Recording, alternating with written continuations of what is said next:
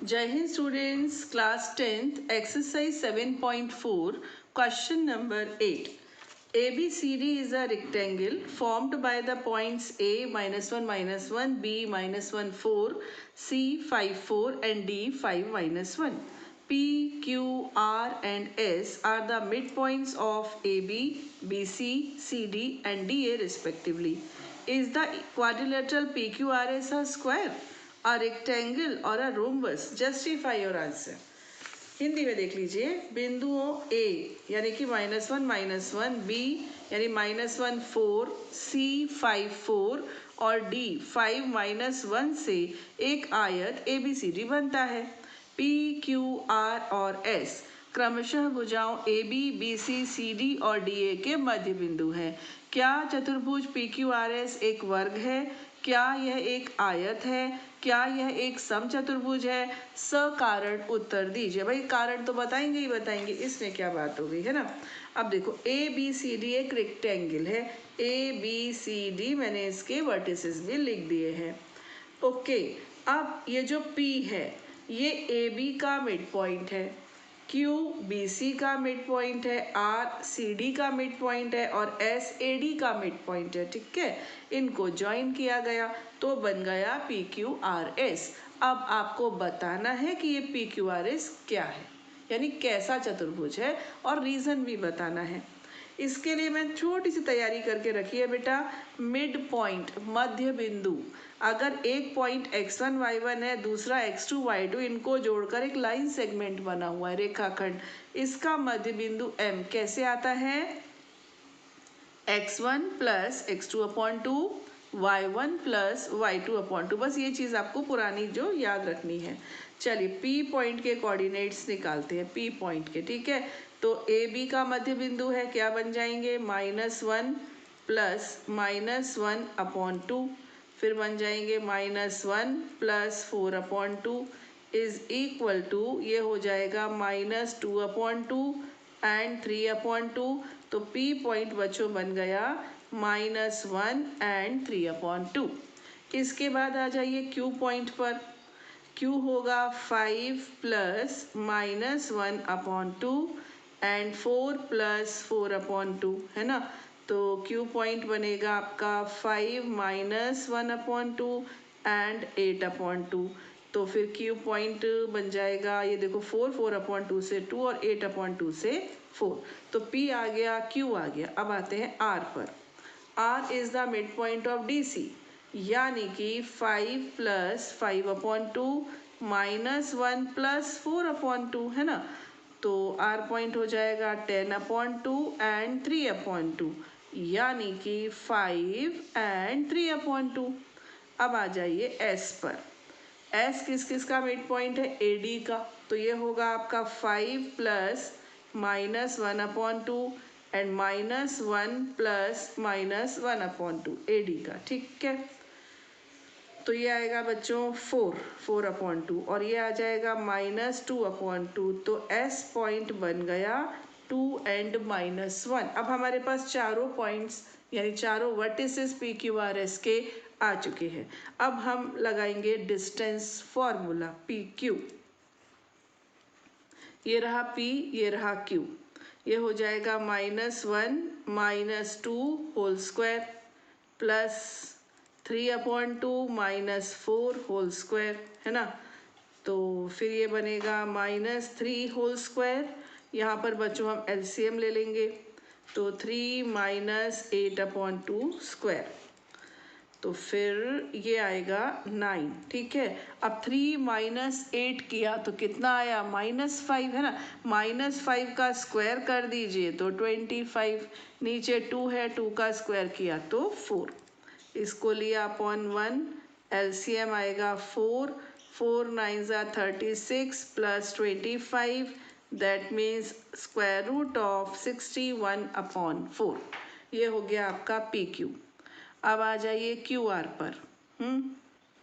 QR, ये रहा Q 2 4 और ये रहा R 5 3/2। देखो 5 3/2, तो यहाँ से शुरू करते हैं। 2 - 5 whole square plus 4 - 3/2 whole square. तो 2 माइनस 5 से आया -3 और -3 का वर्ग किया तो 9। समझ रहे हो ना बच्चों, इंग्लिश हिंदी मैथ्स में कोई ज़्यादा फर्क पड़ता नहीं है। 2 में से 5 गया -3 बचा, -3 का वर्ग किया तो +9 आ गया। यहाँ पर थोड़ा सा एलसीएम लेना पड़ेगा, है ना, तो 8 - 3 ऐसे। तो फिर 9 प्लस ये 5 का वर्ग 25/4, तो यही आया था, यहाँ पर भी देख लो यही आया था, है ना। तो कुल मिलाकर यहाँ √61/4 आया था, यहाँ भी √61/4 ही आएगा। समझे कि नहीं, है ना। यानी दो साइड्स ली मैंने, पी क्यू और क्यू आर, तो वो तो इक्वल आ गई। अब आते हैं हम क्यू आर पर, सॉरी क्यू आर तो हो चुकी है। अब आते हैं हम आर एस पर, आर एस, ठीक। देखो R है 5 3/2 और S है 2 - 1। अप्लाई करते हैं तो 5 - 2 whole square plus 3/2 minus minus plus 1 whole square. तो 5 - 2 हो गया 3 स्क्वायर, है ना, और एलसीएम लिया बेटा तो ये बन जाएगा 5/2। अब ये मत पूछना ये कैसे बनेगा, छोटी क्लास में हम सीख चुके हैं, 2 और 1 का एलसीएम लेंगे, है ना। तो फिर ये कितना आ गया 9, है ना, और ये कितना आ गया 25/4। देख लो यही आ गया, जो यहाँ आया था वो यहाँ आया, वो यहाँ, यानी कि ये भी हमको 61/4 मिल गया। अब P Q Q R R S, अब किसकी बारी है, एस पी की। बचा कौन, एस पी, है ना। एस एस है 2 - 1, पी क्या है -1 3/2, तो 2 माइनस -1, 2 माइनस -1 से बन जाएगा +1। फिर आएगा -1 - 4, सॉरी -1 3/2, सॉरी सॉरी सॉरी -1 3/2, ठीक है, होल स्क्वायर। अब ये हो जाएगा बेटा 3 स्क्वायर, यहाँ पर हम एलसीएम ले लेंगे तो -2 - 3 होल स्क्वायर।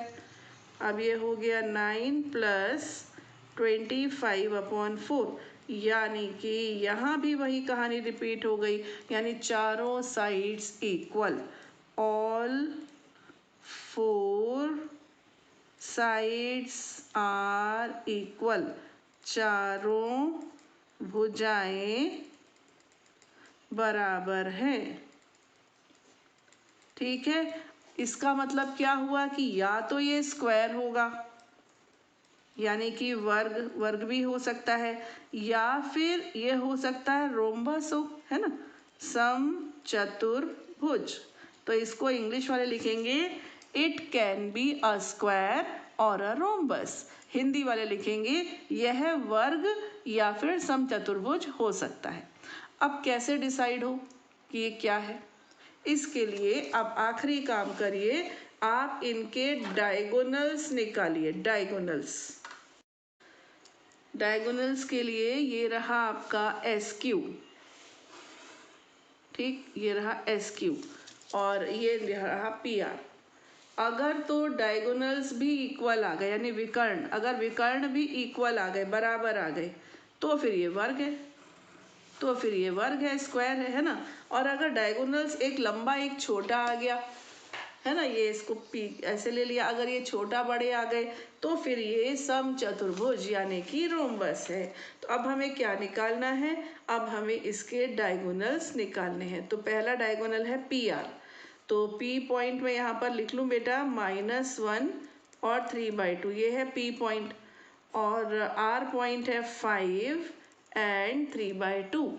अब मैं पी आर निकालने जा रही हूँ ऐसे, तो ये होगा -1 - 5 whole square plus 3/2 - 3/2 whole square, तो ये हो गया -6 होल स्क्वायर प्लस 0, यानी कि √36, यानी कि 6 पी आर आ गया। दूसरा क्या है एस क्यू, एस के कोऑर्डिनेट्स हैं 2 - 1, और क्यू क्यू क्यू क्यू क्या गया, ये रहा क्यू के कोऑर्डिनेट्स हैं 2 4, ठीक है। हम एस क्यू निकालेंगे, √2 - 2 होल स्क्वायर -1 - 4 होल स्क्वायर, ठीक है। तो बच्चों ये आएगा 0 प्लस -5 होल स्क्वायर। यानी कि स्क्वायर रूट ऑफ 25 मतलब कि 5। तो एक आया 6 और दूसरा आया 5, तो इसके डायगोनल्स अनइक्वल आ गए, है ना। अब आप क्या लिख दोगे, since it's diagonals are unequal therefore it is a rhombus, RHO, ठीक है। हिंदी वाले क्या लिखेंगे, चूंकि इसके विकर्ण असमान है, अतः, अब राइटिंग मत देखना, जल्दबाजी में लिख रही हूं, अतः यह एक समचतुर्भुज होगा, समचतुर्भुज होगा, ठीक है। तो बस इतनी सी बात है और ये सवाल हमारा पूरा हो गया और इस सवाल के साथ साथ चैप्टर 7 भी कंप्लीट हो गया, ठीक है। खुश रहिए बच्चों, पढ़ते रहिए और बढ़ते रहिए। जय हिंद।